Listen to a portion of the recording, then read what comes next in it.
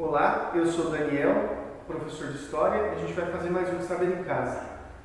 Outra figura histórica que viveu em Santana de Parnaíba no século XVII foi o primeiro artista sacro brasileiro, o Frei Beneditino Agostinho de Jesus. Mestre e escultor, Frei Agostinho deixou uma obra significativa em vários mosteiros e muitos discípulos da sua arte como pintor e ceramista.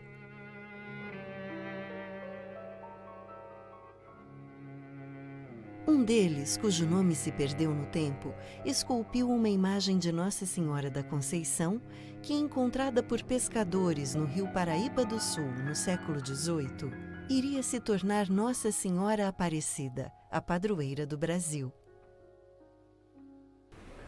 Frei Agostinho de Jesus é carioca, ele é o primeiro artista sacro brasileiro. Ele é da mesma escola, ele aprendeu com o Frei Agostinho da Piedade, que era português.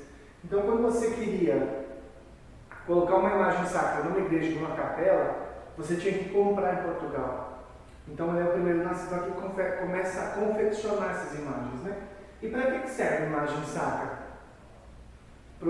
Para catequese. Então, os indígenas que não sabiam latim, o que estava escrito na Bíblia, eles tinham várias maneiras de serem ensinados.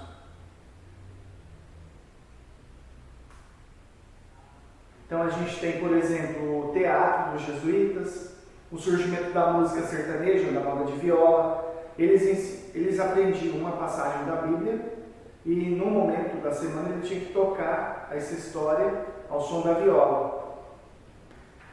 No período colonial você tem colonos, portugueses, espanhóis, você tem os religiosos, as irmandades. No período colonial você vai ter os colonos, os espanhóis, os portugueses de São Paulo, os bandeirantes, os religiosos, os franciscanos, os carmelitas, capuchinhos, os beneditinos, os jesuítas, que atuavam há um tempo aqui com os índios, eles são expulsos em 1630.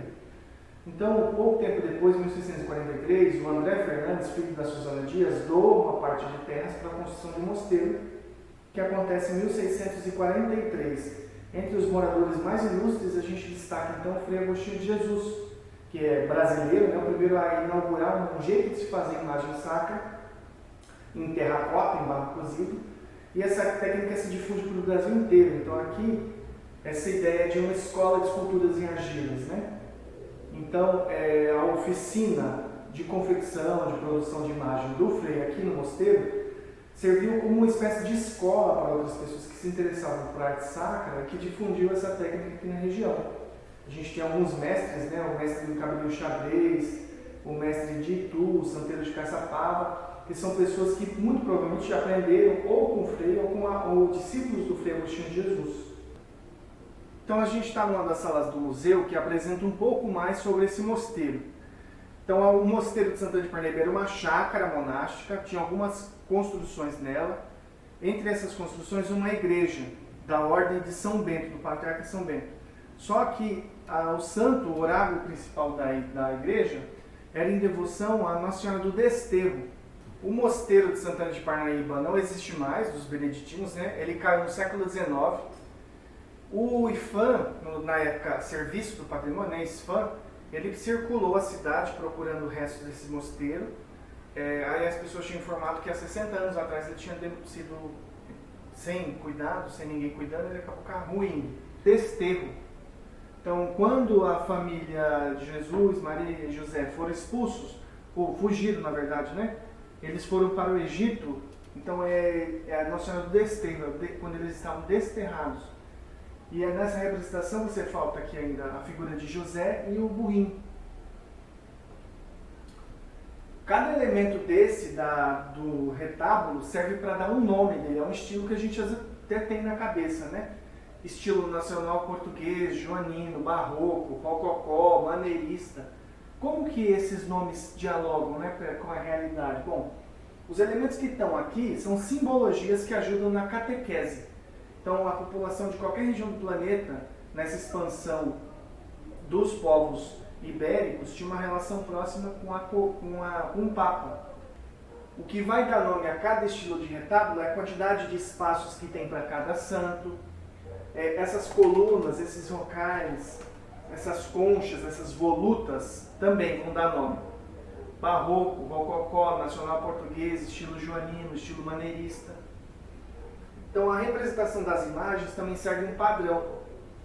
A partir do Concílio de Trento estabelece as cores da representação.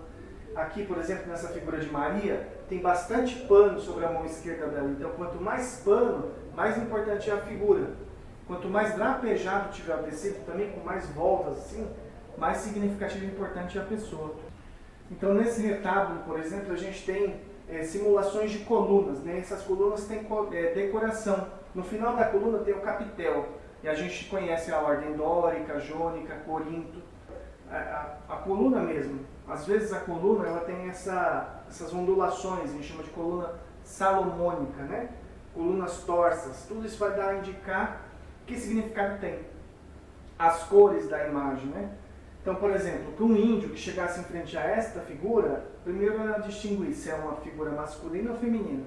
Sendo uma figura feminina, quem ela é na história do cristianismo? Então, em algum momento, algum padre, algum religioso teria feito a catequese.